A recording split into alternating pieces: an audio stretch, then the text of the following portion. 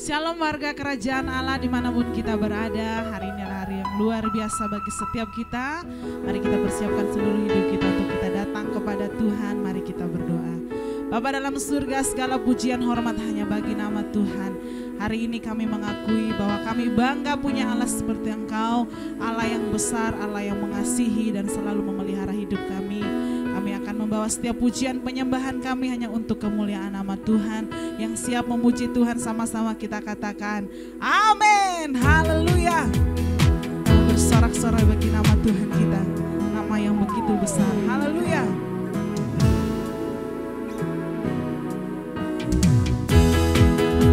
Serukan nama Yesus, maju nyatakan kuasanya.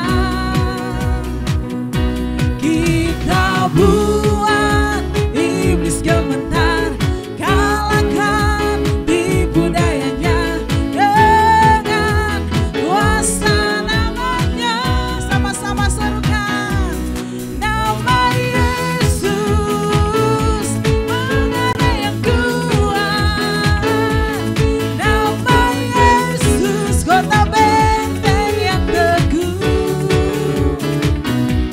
Nama Yesus, kalahkan semua musuh. Nama Yesus, di atas segalanya. Haleluya.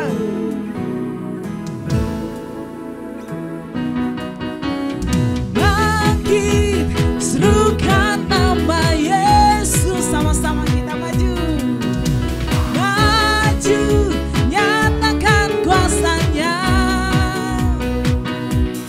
Kita buat iblis gemetar, kalahkan tipu dayanya dengan kuasa namanya.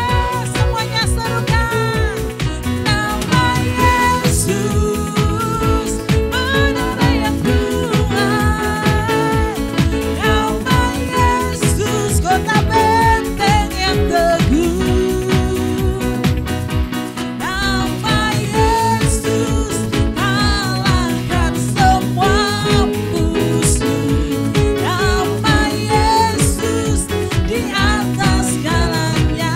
Serukan nama Yesus, nama Yesus, menara yang kuat. Nama Yesus, kota benteng yang teguh. Nama Yesus, nama Yesus, kalahkan semua musuh. Nama Yesus, di atas segalanya. Nama Yesus, nama Yesus, di atas segalanya. Sama-sama kita katakan ku bebas, bebas, bebas karena pengampunannya. Katakan amin.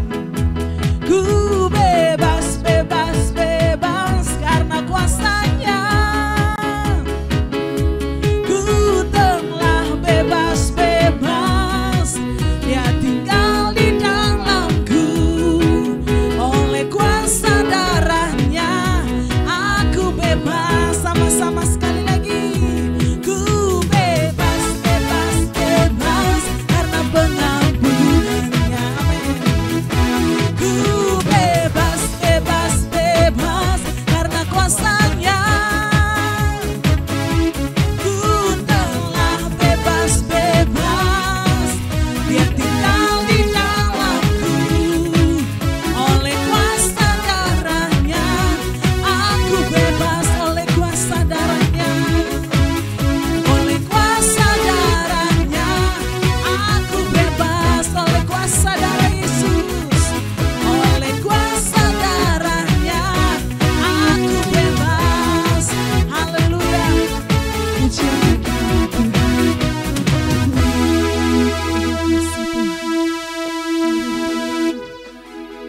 Terima kasih Tuhan, oleh karena kuasa-Mu kami bebas. Terima kasih Yesus, penyertaan-Mu sempurna bagi kita. Kau yang layak dengan pujian hormat. Kau yang layak terima nyanyian ucapan syukur kami Tuhan. Haleluya.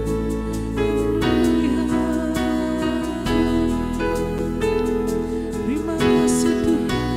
Ku nyanyi Hosana bagi Rajaku yang duduk di tahta. Aku muliakan dan ku agungkan, Kau layak disembah. Ku nyanyi Hosana, ku nyanyi Hosana bagi Rajaku yang duduk di tahta. Aku muliakan dan ku agungkan, Kau layak disembah. Jemaat Tuhan serukan, ku nyanyi Hosana, ku nyanyi Hosana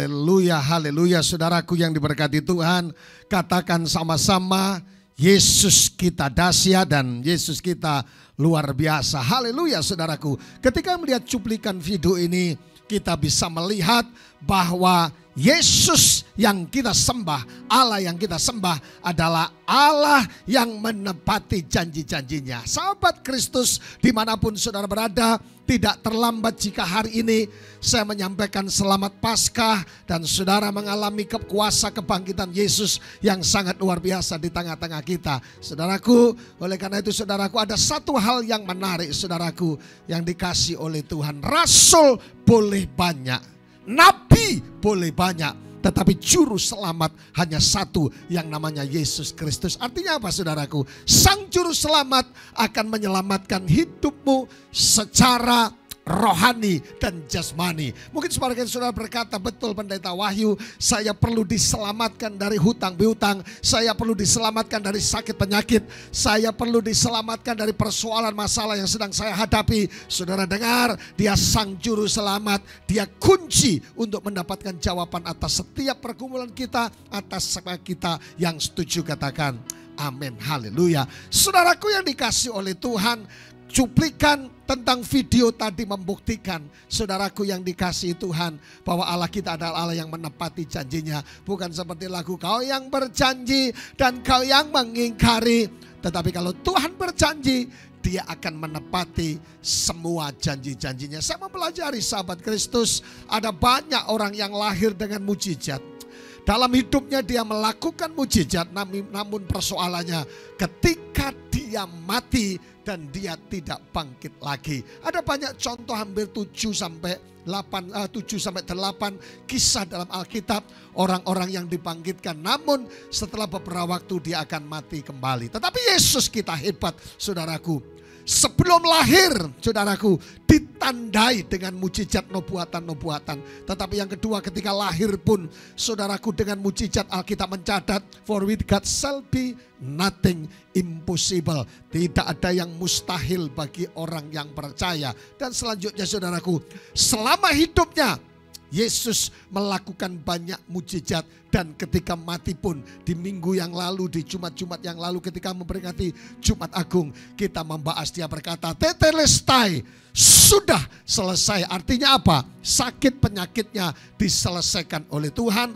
pergumulannya diselesaikan oleh Tuhan, dosanya dihapuskan oleh Tuhan, dan segala kutuk keturunan, kutuk kemiskinan, kutuk sakit penyakit diselesaikan di atas kayu salib. Oleh karena itu doa hambamu sebagai hamba Allah, sudah mengalami kuasa kematian Yesus, semua sudah selesai. Tapi yang selanjutnya, pada hari ketiga, sebelumnya iblis bersorak, dan bersoraknya hanya 3 hari. Dia pikir ketika Yesus mati di atas kayu salib, itu akhir dari segala-galanya. Katakan sama-sama, belum tahu dia. Kenapa saudaraku? Karena pada hari ketiga, sesuai janji firman Tuhan, saudara, tergenapi dalam seluruh kehidupan Yesus. Pada hari yang ketiga dia bangkit, membuktikan dia hidup. Pada hari esok ada harapan, ada mujizat, ada sukacita, ada kesembuhan, dan ada hidup yang kekal. Haleluya. Pergumulan manusia paling besar adalah dosa. Kalaupun dosa diselesaikan, perkara-perkara sandang pangan papan akan diselesaikan oleh Tuhan Yesus Kristus. Oleh karena itu di bagian ketika Yesus, pertanyaan Yesus ketika bangkit, salah satunya, adakah lauk pauk bagimu? Hal yang simple, sederhana, namun Tuhan perhatikan. Tapi hari ini kita membahas masih suasana Paskah, yaitu Paskah Part 2. Kalau yang tahu adalah seri yang pertama, saudaraku sekarang seri yang kedua, yang itu kita tetap membahas apa yang disebut dengan He is not here but He has risen. Saudaraku, Matius pasal yang ke-28 dikatakan, ia tidak ada di sini sebab ia telah bangkit, sama seperti telah dikatakan kepadanya, mari lihatlah tempat ia berbaring. Bapak ibu saudaraku yang diberkati oleh Tuhan Yesus Kristus, He is not here. Dia tidak ada di sini dan dia sudah bangkit. Artinya sekali lagi saya ingin menjelaskan buat sahabat Kristus dimanapun saudara berada, bahwa dia Tuhan yang menepati semua janji-janjinya. Artinya apa? Kalau Tuhan berjanji dalam firman Tuhan, Dia akan memulihkan, menyembuhkan saudara lewat bilur-bilur Yesus. Oleh kuasa darah Yesus melindungi saudara. Itu akan terjadi atas hidup saudara. Believe or not. Percayalah, jika saudara hari ini sedang berada di ujung tanduk yang sering saya bilang. Saudara bertahun-tahun ada di kursi roda. Saudara ada di dalam kondisi sakit dan tidak mengalami kesembuhan. Tidak sembuh-sembuh. Sudah didoakan berbagai macam pendeta. Saudara seperti mengalami jalan buntu, saudaraku. Pintu serba tertutup. Dengar baik, Tuhan jagonya merubah keadaan hidup kita. He is not here, but He is for reason. Ini ada di tempat ini dan Dia sudah bangkit. Artinya sekali lagi, Dia Allah yang menepati janjinya. Ketika kita bicara tentang He is not here, for He is risen. Saudaraku, Alkitab sedang membahas yang pertama, Yesus sedang membuktikan bahwa Yesus berkuasa atas maut. Yang pertama ketika Yesus, Alkitab berkata He is not here, Alkitab sedang menjelaskan kepada saudara dan saya bahwa Yesus membuktikan bahwa Yesus berkuasa atas maut. Wahyu 1 ayat yang ke-18 dikatakan, dan yang hidup,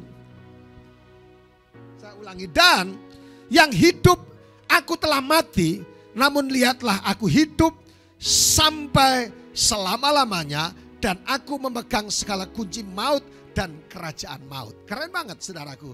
Yesus ketika mati rupanya bukan hanya sekedar mati. Saudaraku, Dia menyelesaikan urusan dosa manusia dan Alkitab mencatat Dia memegang segala kunci maut dan kerajaan maut ada di tangannya. Artinya apa? Kehidupan yang kekal. Yesus berkuasa atas maut. Pemegang kunci berbicara masalah otoritas, saudaraku. Jadi kalau saudara punya kunci rumah, saudara sebenarnya punya otoritas untuk membuka rumah itu. Saudaraku yang dikasihi Tuhan. Jadi sekali lagi ketika Yesus berkata He is not here, Tuhan sedang membuktikan bahwa Allah yang kita sembah yang nama Yesus, Dia berkuasa atas maut. Penyelesaian yang pertama diselesaikan oleh Tuhan. Yesus di atas kayu salib dan kebangkitan. Yang kedua, Yesus sedang membuktikan bahwa Yesus adalah anak Allah. Yang setuju katakan amin. Artinya bicara masalah Tuhan yang sanggup melakukan mujizat. Tuhan yang sanggup membangkitkan orang mati. Ada sekitar 7 kalau tidak salah bisa lebih tentang bicara masalah kebangkitan. Yesus membuktikan Dia adalah anak Allah. Yang setuju katakan amin. Akulah jalan dan kebenaran dan hidup.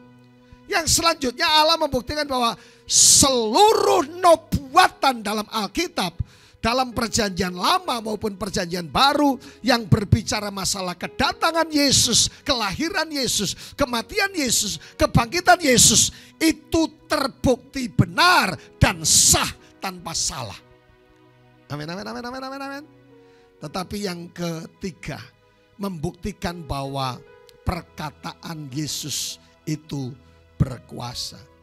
Sejak waktu itu Yesus mulai menyatakan kepada murid-muridnya bahwa Ia harus pergi ke Yerusalem dan menanggung banyak penderitaan dari pihak-pihak tua-tua imam-imam, kepala dan ahli Taurat, lalu dibunuh dan dibangkitkan pada hari ketiga.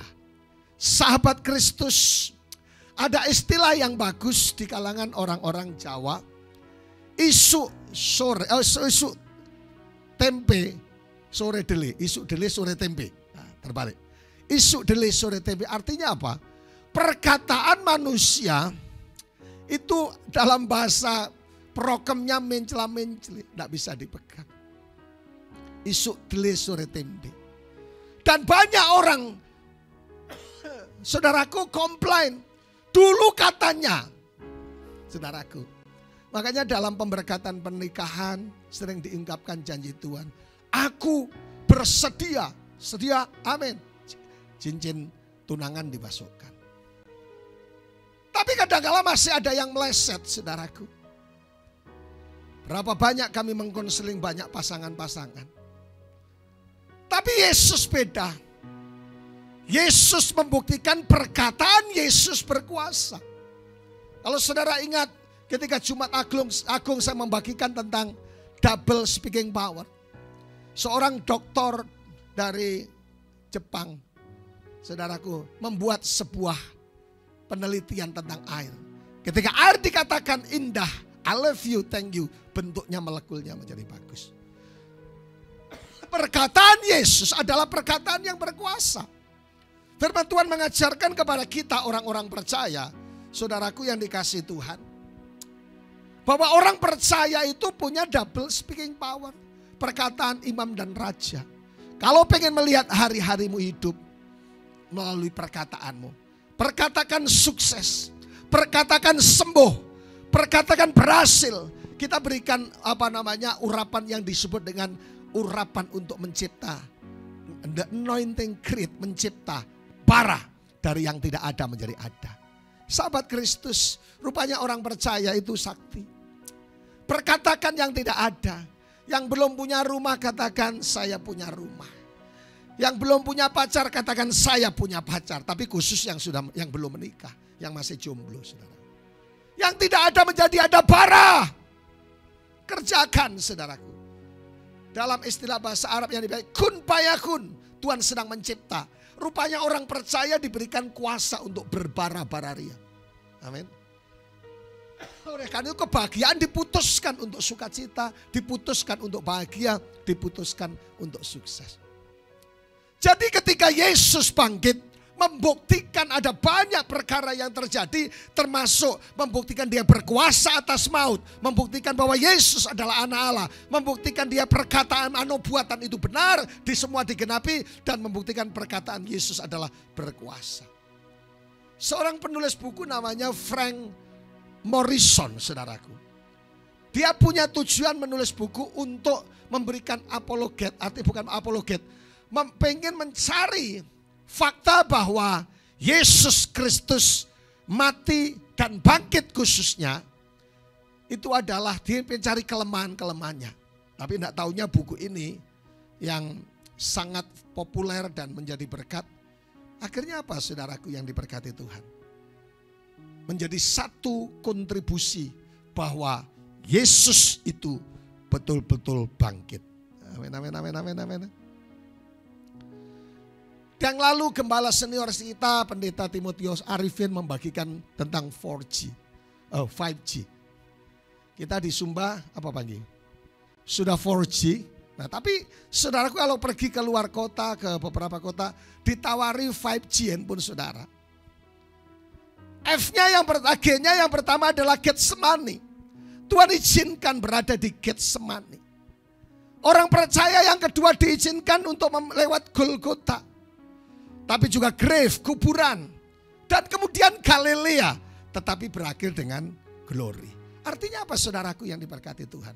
Perjalanan saudara dan saya sekalipun harus mengalami struggle, harus mengalami kesulitan, harus mengalami tantangan, harus masalah, berakhir dengan kemuliaan Tuhan. Amin, amin, amin, amin. Maka kalau saudara ingat khotbah di Jumat Agung, temanya dari salib menuju mahkota. Dan kalau saudara saya tidak ngerti saudara sedang berada di mana. Maka saudara sedang memulai di salib. Berkata Pak Wahyu, rasanya saya tidak mampu. Banyak perkara memang banyak. Tapi dengar, don't worry, be happy. Saudara akan ketemu dengan yang namanya glory dan kemuliaan. Beberapa waktu yang lalu ada seorang pengusaha muda ketemu saya dan minta sharing tentang hidupnya. Bagaimana perjalanan yang menghadapi liku-liku pergumulan, keuangan dan semuanya. Tapi kemarin ketemu saya beda, Pak. Tuhan kasih bonus buat saya. Keren banget. Saya bilang kalau engkau berada di posisi yang dimana engkau berjalan bersama dengan Tuhan. Yang pertama ada sukacita. Yang kedua ada kelimpahan dan kemuliaan. Amin. Hari ini kita akan membahas tentang He is not here. Filipi pasal yang ketiga ayat yang ke-10 sangat luar biasa. Baca sama-sama dengan saya. Yang ku kehendaki ialah mengenal dia dan kuasa kebangkitannya dan persekutuan dalam penderitaannya, di mana aku menjadi serupa dengan dia dalam kematiannya. Artinya apa, saudaraku? Yang kuhendaki adalah mengenal dia dan kuasa kebangkitannya. Artinya rupanya saudaraku, untuk mengenal kuasa kebangkitan Yesus itu adalah kehendak Tuhan bagi setiap orang percaya. Artinya apa sebenarnya? Setiap kita, saudara dan Sarah, harus mengenal kuasa kebangkitannya. Oleh karena itu saudaraku, jangan hanya sekedar memperingati Jumat Agung, jangan sekedar memperingati Paskah dan semuanya tanpa mengenal dan mengerti tentang esensi dari sebuah kebangkitan Yesus. Artinya gini, bukan hanya memperingati kebangkitan Tuhan, tapi harus mengalami kuasa kebangkitan. Bukan karena pendeta mengumumkan warta mimbar, warta gereja berkata, saudara Jumat Agung kita pakai serba hitam ya. Kemudian kebangkitan kita pakai serba putih, pakaian adat, motif, makan bersama, perjamuan kasih. No. Bukan hanya di situ, tetapi harus ketika memperingati kebangkitan Tuhan, harus mengalami kuasa kebangkitan. Apa isinya saudaraku? Dari tahun ke tahun, saudaraku, kalau kita tidak mengalami kuasa kebangkitan, hanya bergumul masalah dosa. Yang kedua, bergelut dalam dosa. Terus rasanya, jatuh bangun aku mengejarmu. Bergumul dalam kekurangan, saudaraku. Hutang piutang terus. Pada kuasa kebangkitan itu nyata memberkati dan memulihkan saudara. Kalau saudara ingat bahwa ada, saudaraku, 8 pertukaran di atas kayu salib. Tapi yang selanjutnya, saudaraku, dari tahun ke tahun masih bergumul dalam kelemahan tanpa mengalami perubahan. Yang setuju katakan amin. Saudaraku yang diberkati Tuhan, sahabat Kristus, mari kita mengejar bukan hanya kita peringatan, tapi sebuah esensi yang harus kita miliki bersama-sama. Kenapa saudaraku? Bahaya kalau kita tidak mengalami kuasa kebangkitan Yesus. Yang pertama, sia-sia baptisan kita. Ketika saudara membaptis atau dibaptis, biasanya dalam nama Bapa, Putra dan Roh Kudus, dalam nama Yesus, engkau dipersatukan dengan Tuhan, dan saudara berhak untuk masuk dalam kerajaan Allah. Sia-sia baptisan kita. Tapi yang kedua, sia-sia pengorbanan saudara dan saya ketika Yesus tidak bangkit. Saudara, sia-sia saudara menabur, sia-sia saudara mengembalikan persepuluhan, sia-sia saudara melayani, sia-sia saudara berkhotbah, sia-sia saudara lakukan apa saja sebagai diaken maupun sebagai pendeta maupun umat Tuhan. Tapi yang ketiga, kalau Yesus tidak dibangkitkan, maka apa yang terjadi saudaraku yang dikasihi Tuhan? Sia-sia tujuan hidup kita. Makanya kuasa kebangkitan Yesus adalah sebuah kunci. Katakan kunci. Resurrection is the key. Adalah sebuah kunci. Katakan sama-sama kunci. Yang pertama, kuasa kebangkitan Yesus. Kebangkitan Yesus adalah, kebangkitan Kristus adalah menyelesaikan semua masalah manusia. Tulisannya tidak terlalu jelas, tapi saya akan bacakan buat saudara. Yang pertama, kebangkitan Yesus adalah sebuah kunci, yaitu kunci menyelesaikan semua masalah kita. Katakan sama-sama, masalah kita diselesaikan di kuasa kebangkitan Kristus. Kuasa kebangkitan Kristus menyelesaikan masalah manusia. Masalah terbesar dalam kehidupan manusia adalah dosa. Masalah ini berdampak mendatangkan maut bagi manusia. Tapi Yesus selesaikan di atas kayu salib. Yang kedua, masalah di luar dosa adalah masalah yang bisa dikategorikan memiliki intensitas yang rendah, kiciana, kecil, dan tidak mempunyai masalah manusia yang hidup yang kekal. Artinya kalau masalah yang paling besar diselesaikan, masalah yang kicik-kicik juga akan diselesaikan. Kalau masalah besar saja diselesaikan lewat kebangkitan dalam 1 Korintus 15, 54, 57, apalagi masalah yang kadarnya tidak seberat dosa. Jadi yang pertama, menyelesaikan semua masalah. Kuncinya ada di kuasa kebangkitan Kristus.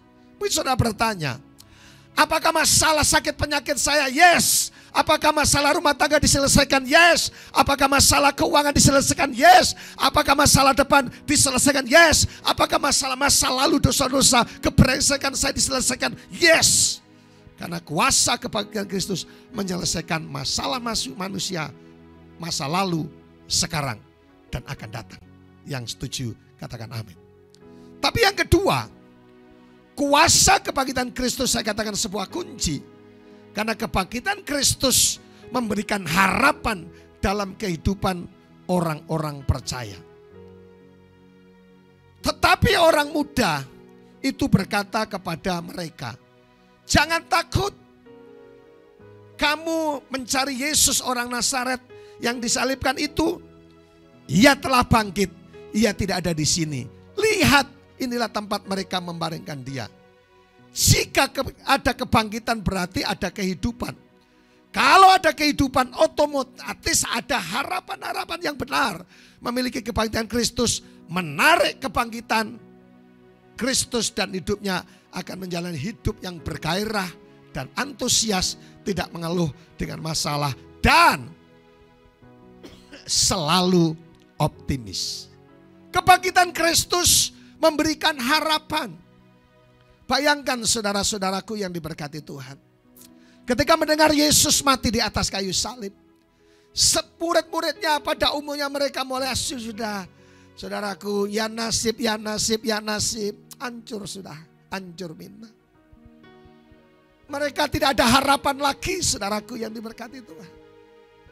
Mereka pusing karena gurunya tidak ada. Yesus yang suka melakukan mukjizat sudah tidak ada lagi. Artinya putus harapan. Tapi dengan mendengar bahwa Yesus bangkit, timbul harapan yang baru. Jika sahabat Kristus hari ini sedang mengalami putus harapan, putus cinta, putus apa lagi? Putus lagi cintaku, putus harapan, dan saudara betul-betul berkata hopeless Pak Wahyu. Rasanya kekristenan saya hanya berjalan di tempat. Saya sudah berdoa puasa belum ada harapan. Saudaraku dengar. Kemarin saya mendoakan orang lagi. Dia berharap mukjizat untuk sekitar 4 hari. Tapi 2 hari saudaraku tuh saya istilahkan mukjizat percepatan. Dia harusnya 4 sampai 5 hari berdoa minta Tuhan. Pokoknya terlambat hari Senin saya minta mukjizat Tuhan. Saudaraku, tidak sampai 2 hari. Saya bilang ini mukjizat percepatan. Saya berdoa mukjizat percepatan terjadi hadap hidup saudara. Tuhan itu tidak pernah terlambat. Amin. Tuhan itu penolong dalam kesesakan sudah sangat terbukti. Terjemahan lain dikatakan very present, tepat waktu. Bahkan di minggu ini saya mendoakan orang yang alami percepatan. Saudaraku, harus dia 5 hari, 2 hari sudah dijawab dengan segala kelimpahan. Optimis, ada harapan baru, ada sukacita yang baru. Kuasa kebangkitan Yesus, saudaraku, membuat saudaraku harapan baru muncul dalam hati kita dan berkata, saya percaya, katakan hari ini, saya percaya hutang-hutang saya dilunasi yang punya hutang. Saya percaya rumah tangga saya dipulihkan. Saya percaya perusahaan saya dipulihkan. Saya percaya masa depan saya dipulihkan. Saya percaya tahun ini saya mendapatkan jodoh yang tepat. Saya percaya. Dimulai optimis, punya keyakinan yang penuh bahwa tahun ini, minggu ini, bulan ini Tuhan melakukan mukjizat buat saudara dan saya. Katakan sama-sama kunci. Kebangkitan Kristus memberikan harapan dan kehidupan buat setiap kita. Yang setuju katakan amin. Haleluya. Saudaraku yang dikasihi Tuhan. Tapi yang ketiga saudaraku, kenapa saya katakan kunci? Kebangkitan Kristus berimplikasi kepada suatu tanggung jawab untuk apa? Memberitakan kasih Tuhan. Tetapi sekarang Alkitab berkata, pergilah, katakanlah kepada murid-muridnya dan kepada Petrus yang mendahului kamu ke Galilea, di sana kamu akan melihat dia seperti yang sudah dikatakannya kepadamu. Kata pergi dalam Matius adalah kata kerja aktif yang menunjukkan suatu tindakan. Kata ini mengandung makna sebuah perintah yang harus dilakukan dan harus dipertanggungjawabkan. Ada banyak orang berkata, orang percaya bahwa memberitakan Injil, bersaksi adalah tugas pendeta, tugas penginjil, tugas gembala, atau tugas vikaris. No. Semua ayat dalam firman Tuhan itu adalah untuk orang percaya. Kemarin hari Minggu saya tanyakan, siapa yang pernah jatuh cinta, saudaraku? Sebagian besar pernah jatuh cinta karena orang-orang yang sudah menikah. Tidak mungkin sudah punya anak tapi tidak cinta. Oh, kami di zaman Siti Nurbaya Pak Pendeta, kita dipaksa-paksa menikah. Cuma dia orang tajir jadi saya mau. Tapi sekarang setelah punya anak 4, rasanya dia bukan jodoh nenek. Haleluya. Kalau sudah punya anak, saudaraku, sampai 4, berkata dengan jodoh, bertobatlah, kerajaan Allah sudah dekat. Kalau orang jatuh cinta, suka menceritakan orang yang dicintainya. Setuju? Saudaraku, suka menceritakan orang yang dicintainya. Kalau saudara mencintai Yesus, ceritakan kepada orang lain bahwa Yesus sumber mujizat. Yesus adalah segalanya buat kita semuanya. Yesus sumber damai sejahtera. Yesus sumber sukacita. Yesus sumber pemulihan. Dan masa depanku ada bersama dengan Yesus. Yang setuju katakan amin. Namun pertanyaannya, kuasa kebangkitan memang dahsyat dan luar biasa. Ada yang menjadi penghalang daripada kuasa kebangkitan Yesus. Yang pertama adalah ibadah agamawi. Kalau lihat cuplikan dari video tadi, saudaraku, sudah melihat Maria Magdalena dan Maria ibu Yesus sedang berbondong-bondong. Saudaraku, cengbeng. Dia mau apa, saudaraku? Kasih di makam Yesus, kasih rempah-rempah, kasih bunga, nyekar, saudaraku, bahasa Jawanya. Kebiasaan kalau ada orang mati, bagi cengbeng, rempah-rempah, siram rampe. Itu kebiasaan. Termasuk adatnya Maria Magdalena dan Maria ibu Yakobus. Artinya ibadah yang agamawi itu, Pak saudaraku, 2 Timotius pasal 3 ayat 5 di situ.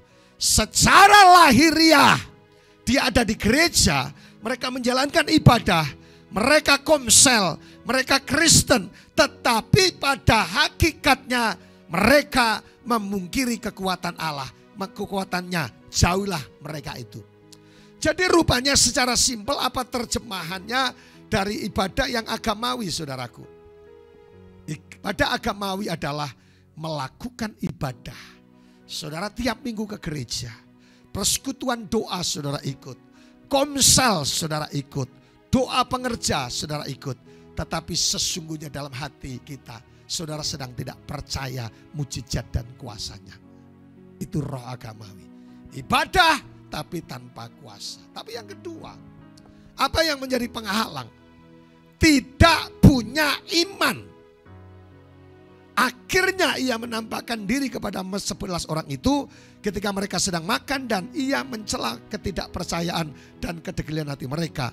Oleh karena mereka tidak percaya kepada orang-orang yang telah melihatnya, dia sudah sesudah kebangkitannya. Bapak ibu saudaraku, rupanya ada orang-orang yang perlu bukti, perlu tanda. Saya sering katakan kepada orang-orang yang minta konseling, tanda itu sebagai tanda. Kalau kita berdoa minta tanda, sebagai bukti bahwa kita orang yang kurang dewasa. Seperti Petrus, asalku aku mencucukkan tanganku di lubang tangan Yesus, saya baru percaya. Tapi ada beberapa tipe orang di situ, saudaraku. Ada 3 tipe orang yang percaya. Saudara lihat di bagian yang mana? Yang pertama, melihat namun tidak percaya. Yang kedua, tidak melihat tapi percaya. Yang ketiga, tidak melihat tapi tidak percaya. Seharusnya saudara dan saya di bagian yang nomor 2. Saudaraku, saya kalau konseling dengan orang, paling sulit untuk menjelaskan orang-orang yang sedang cemburu, saudaraku. Sampai bilang swear, sampai bilang demi Tuhan saya hanya kamu satu-satunya, saudaraku. Kalau cemburu itu tidak ada obatnya. Tapi katanya cemburu itu tanda dari sebuah cinta. Tapi kalau cemburu yang berlebihan, saudaraku, itu namanya cinta buta, saudaraku. Jadi sahabat Kristus, penghalang yang kedua adalah tidak punya iman. Seharusnya sekalipun kita tidak melihat, tapi kita percaya.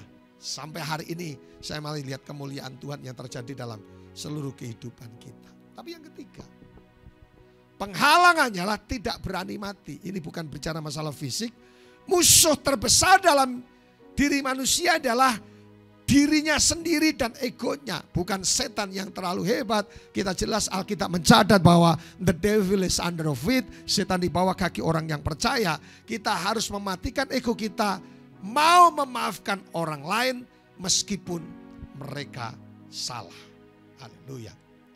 Kesimpulan kita, saudaraku, tentang mengenal kuasa kebangkitannya adalah dari kata yang tampil di depan saudara, yaitu kata anistemi. Mengenal kuasa kebangkitan. Kata bangkit adalah anistemi. Artinya apa? Pindah posisi. Katakan sama-sama, sahabat Kristus, pindah posisi.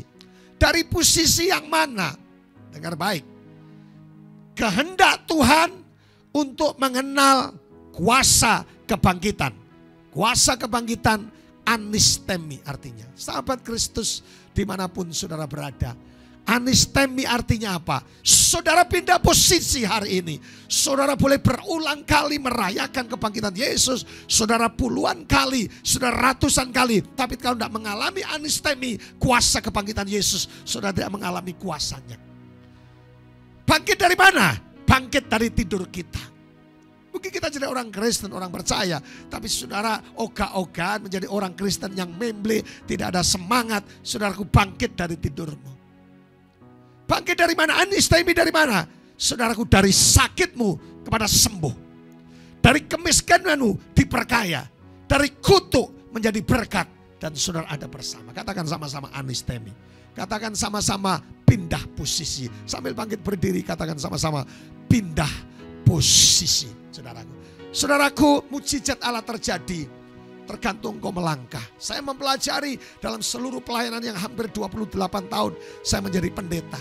Saudaraku, rupanya ketika kita melangkah seperti Yesus mengucap syukur, memecah-mecahkan roti dan dia bertindak, terjadi mujizat Tuhan. Loh kok bisa? Loh kok bisa? Ambil waktu untuk pindah posisi. Jangan terburuk dengan pesimis. Optimis, ada harapan, ada sukacita, ada perpindahan. Dari kutuk jadi berkat, jadi miskin jadi kaya, sakit jadi sembuh. Dan mujizat itu terjadi atas hidup saudara. Bangkit berdiri bersama-sama, buka tangan saudara, dan kita berdoa. Haleluya. Nyanyi sama-sama pujian yang sangat luar biasa dengan penyakunan iman. Haleluya Yesus, amin.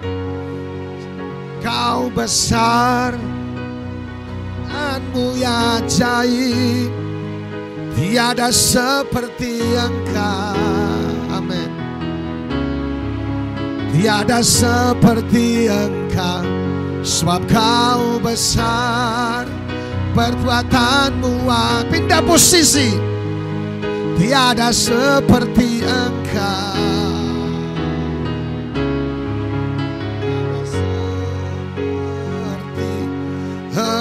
Sekali lagi sama-sama, sebab Kau besar. Sebab Kau besar, perbuatanmu ajaib. Amin. Tiada seperti Engkau. Amin. Tiada seperti Engkau. Saudara dengar baik, Alkitab saya berkata, Filipi 3 ayat yang 10.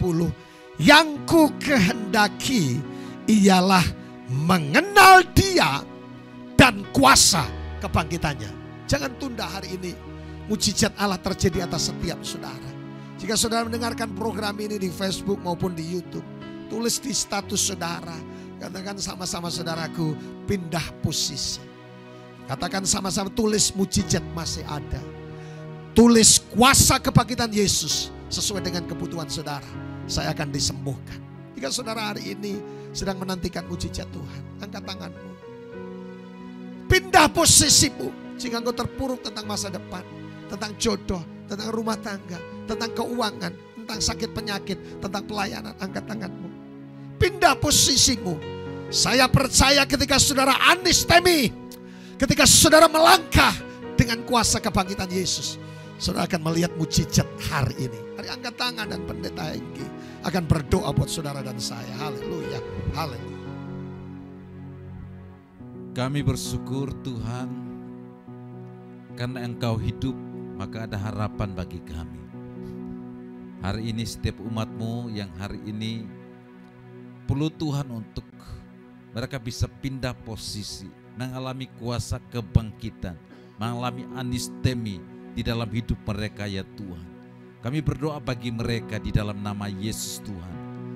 Kiranya kuasa-Mu turun atas mereka dalam nama Yesus, sehingga yang sakit disembuhkan, yang terkutuk diberkati, yang jatuh tak berdaya bangkit dalam nama Yesus Tuhan, yang dalam keadaan buruk apapun diubahkan dalam nama Yesus Tuhan. Sebab kuasa kebangkitan itu terjadi atas hidup mereka di dalam nama Yesus Tuhan.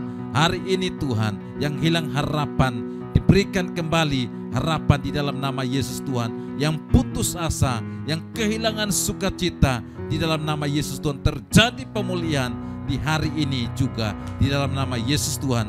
Dan kiranya nama Tuhan Yesus semakin dimuliakan. Dalam nama Yesus Tuhan kami berdoa dan bersyukur. Haleluya, sama-sama katakan amin. Tuhan berkati saudara semua. Shalom, shalom, shalom.